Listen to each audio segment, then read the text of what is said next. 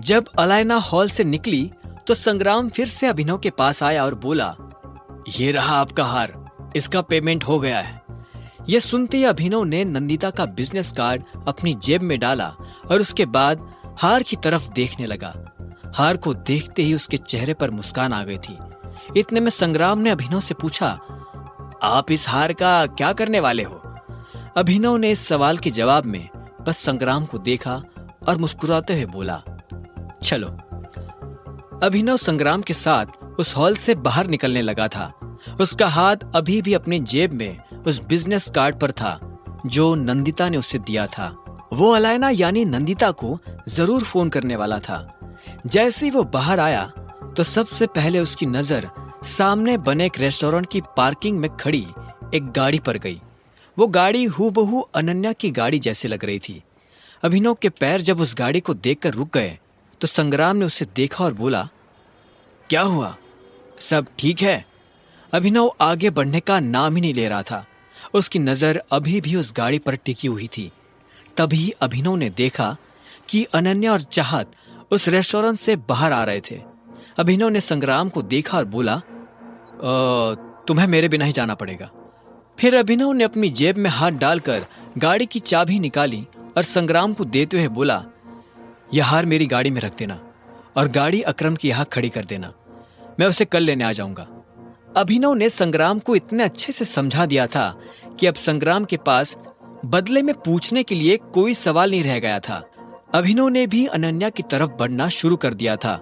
जैसे ही चाहत ने अभिनव को अपनी तरफ आते हुए देखा तो वो खुशी से चहकते हुए बोली, अभिनव।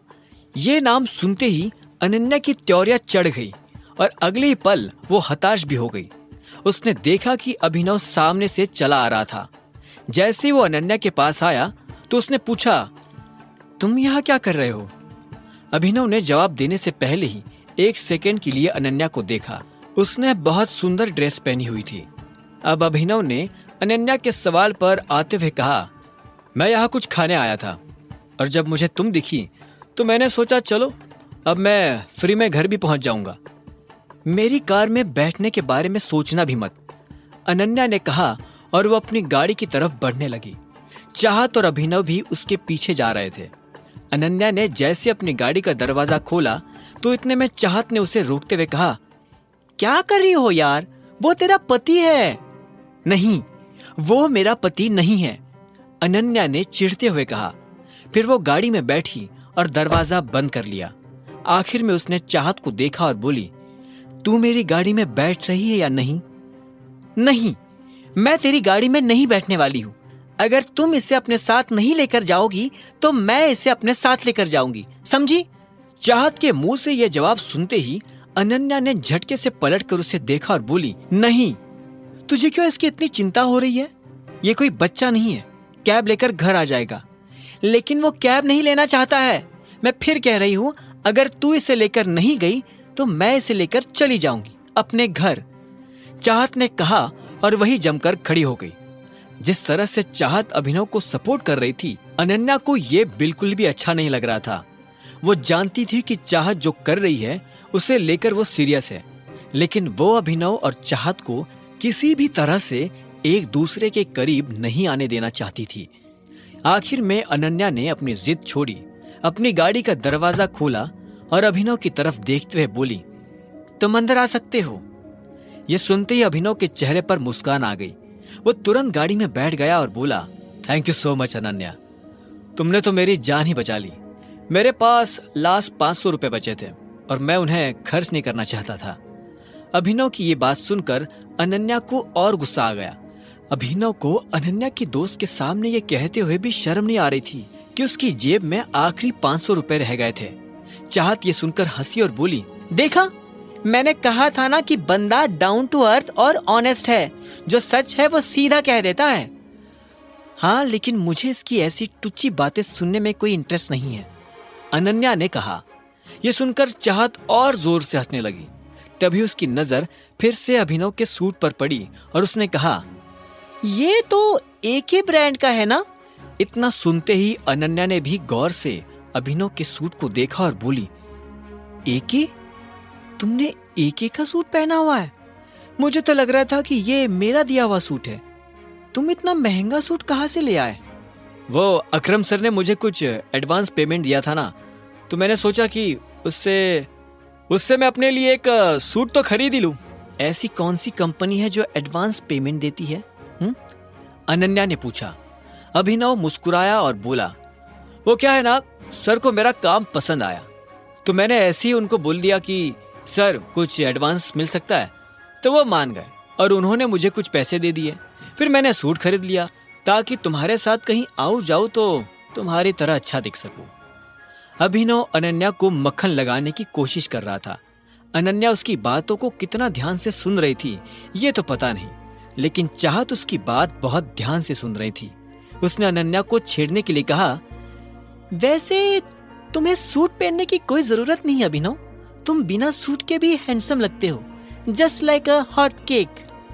इतना कहकर चाहत अनन्या को तिरछी निगाहों से देखने लगी। अनन्या ने गाड़ी चालू की और आगे बढ़ने लगी, लेकिन उसका ध्यान सड़क पर नहीं बल्कि चाहत की कही बात पर था। अभिनव के लिए चाहत के मुंह से तारीफ सुनकर अनन्या को ऐसा लगा जैसे किसी ने बिना हाथ उठाए उसके गाल पर थप्पड़ मार दिया हो। अनन्या को विश्वास नहीं हो रहा था कि चाहत अभिनव को हैंडसम कह रही थी। चाहत अनन्या की बाकी दोस्तों की तरह नहीं थी। वह बहुत देख समझकर अपने लिए कुछ पसंद करती थी। वह बहुत चूजी थी, तो फिर उसने अभिनव को कैसे हैंडसम कह दिया? ये सवाल अनन्या के दिमाग में घूमता जा रहा था। सामने देख! जब अनन्या इन्हीं सवालों में उलझी हुई थी, ठीक तभी चाहत जोर से चिल्लाई और अचानक से अनन्या का ध्यान सड़क पर आ गया। उसने देखा कि वो गाड़ी चलाते हुए रॉन्ग लेन में आ गई थी और उसके ठीक सामने एक गाड़ी तेज रफ्तार से आ रही थी। ये देख अभिनव और चाहत के होश उड़ गए थे। अनन्या ने जोर से ब्रेक लगाया और अपनी गाड़ी को जैसे तैसे सामने आ रही गाड़ी से टकराने से बचा लिया।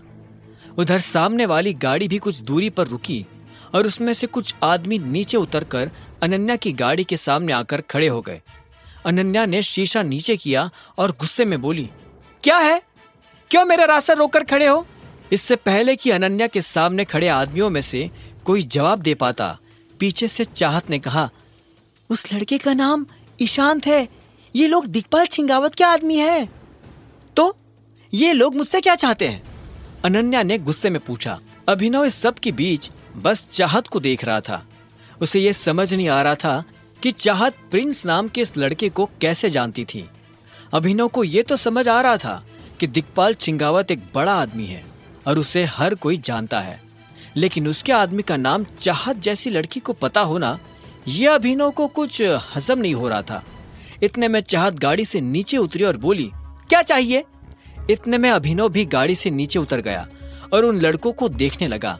उन लोगों की तादाद इतनी भी नहीं थी कि अभिनव अकेला उनसे ना निपट सके। जब उनमें से किसी ने जवाब नहीं दिया तो चाहत ने फिर से कहा, कोई कुछ बोलेगा? इतने में उनमें से एक आदमी आगे आया और बोला, प्रिंस मर चुका है और मैं यहाँ उसकी मौत का बदला लेने आया हूँ। क्या? ये क्या कह रहा हो ईशान? प्रिंस मर गया? एनीवेज, उसकी मौत में हमारा कोई हाथ नहीं है, चाहत ने कहा। उसके जवाब में ईशान बोला, उसकी मौत का बदला पूरे गुड़गांव से लिया जाएगा और वैसे भी जिसने उसे मारा है वो यही हमारे सामने है। इतना कहते ईशान अभिनव की तरफ देखने लगा था। वो जिस तरह से अभिनव को देख रहा था उससे ऐसा लग रहा था कि वो अभिनव को जानता था। देखो, ना तो मैं तुम्हें जानती हूँ और ना ही तुम्हारे किसी प्रिंस को, इसलिए प्लीज मेरा रास्ता छोड़ो, मुझे घर जाने दो, मुझे देर हो रही है। अनन्या गुस्से में बीच में आकर बोली। ये सुनते ईशान को हंसी आ गई। वो जोर से हंसते हुए बोला, तुझे घर जाना है, वो भी मेरे बिना? देख क्या रहे हो, उठा लो इसे। ईशान की बात सुनते ही उसके कुछ आदमी अनन्या की तरफ बढ़ने लगे थे, लेकिन इससे पहले कि वो अनन्या के पास आ पाते, अगर तुम में से एक भी आदमी आगे आया तो वापस पीछे जाने लायक नहीं बचेगा। अभिनव की बात सुनकर ईशान को और जोर से हंसी आ गई। उसने कहा, पहले तो मुझे कम गुस्सा आया था, लेकिन अब मुझे और ज्यादा गुस्सा आ रहा है। उस लड़की को यहाँ लेकर आओ अभी। ईशान के आदमी फिर से अनन्या की तरफ बढ़ने लगे थे। अनन्या को घबराहट हो रही थी। उसे लग नहीं रहा था कि अभिनव इन लड़कों से उसे बचा पाएगा, लेकिन जैसे एक आदमी ने अनन्या का हाथ पकड़ने के लिए अपना हाथ बढ़ाया तो इतने में अभिनव ने उसका हाथ जकड़ा और जोर से दबा दिया। उस आदमी को भयंकर दर्द हो रहा था और वो बुरी तरह से चिल्ला उठा। अभिनव उसे चिल्लाते हुए देख मुस्कुराया और उसके दाईं तरफ से आ रहे एक आदमी के पेट में लात मार दी। इसके बाद उसने 2 और लोगों के सीने में मुक्का मार दिया। एक आदमी ने जब अभिनव की कमर को जकड़ने की कोशिश की तो अभिनव ने अपनी कोहनी से उसका सिर फोड़ दिया। एक के बाद एक ईशान के सारे आदमी नीचे गिरते जा रहे थे। बचे हुए कुछ आदमी भी अभिनव पर हमला करने के लिए आगे आ ही रहे थे कि इतने में कहीं दूर से पुलिस के सायरन बजने की आवाज आनी शुरू हो गई। जैसे ही ईशांत ने यह आवाज सुनी तो वो चिल्लाया, शिट, पुलिस आ गई, भागो। उसकी बात सुनते ही एक के बाद एक गिरते पड़ते सभी लोग ईशांत की गाड़ी में बैठे और उनकी गाड़ी तेजी से बाहर रवाना हो गई। अभिनव उनमें से एक आदमी को पकड़ने की कोशिश ही कर रहा था कि इतने में उस आदमी ने अभिनव के सिर पर एक मुक्का मार दिया। अभिनव अनन्या की गाड़ी से जा टकराया। उसके सिर में चोट लग गई थी। इस बीच पुलिस की गाड़ी भी वहां आकर रुक गई। एक हवलदार ने अभिनव की तरफ देखते हुए पूछा, हाँ भाई, इतनी रात को यहाँ क्या कर रहा है? वो मेरी गाड़ी में कुछ दिक्कत हो गई थी, अभिनव ने खड़े होकर कहा और अनन्या को ढूंढने लगा। अनन्या कहीं नजर नहीं आ रही थी। अभिनव को चाहत दिखी तो उसने चाहत से पूछा, अनन्या कहाँ है? उसका ब्लड प्रेशर बढ़ गया था, वो बेहोश हो गई है, चाहत ने कहा और ड्राइवर सीट की तरफ बढ़ते हुए बोली, मुझे उसे हॉस्पिटल लेकर जाना पड़ेगा। इतने में अभिनव ने उसे रोका और कहा, तुम इनके साथ घर जाओ, मैं उसे हॉस्पिटल ले जाऊंगा। चाहत ने अभिनव की बात मानी और फिर पुलिस वालों की तरफ बढ़ने लगी। जो कुछ भी हुआ उसके बारे में चाहत ने पुलिस को स्टेटमेंट दिया और फिर उन्हीं के साथ घर जाने के लिए रवाना हो गई। इधर अभिनव भी अनन्या को हॉस्पिटल ले जाने के लिए निकल पड़ा था। इस बीच अभिनव ने राजीव और शर्मिला को भी फोन कर वो सब बता दिया जो अभी हुआ था। अब आगे क्या होने वाला था? क्या होगा जब अनन्या होश में आएगी? क्या उसे अभिनव की सच्चाई का पता चल जाएगा? और कैसे जानती थी चाहत प्रिंस और ईशान को? जानने के लिए सुनते रहिए द रिटर्न ऑफ टाइगर, सिर्फ पॉकेट एफएम पर।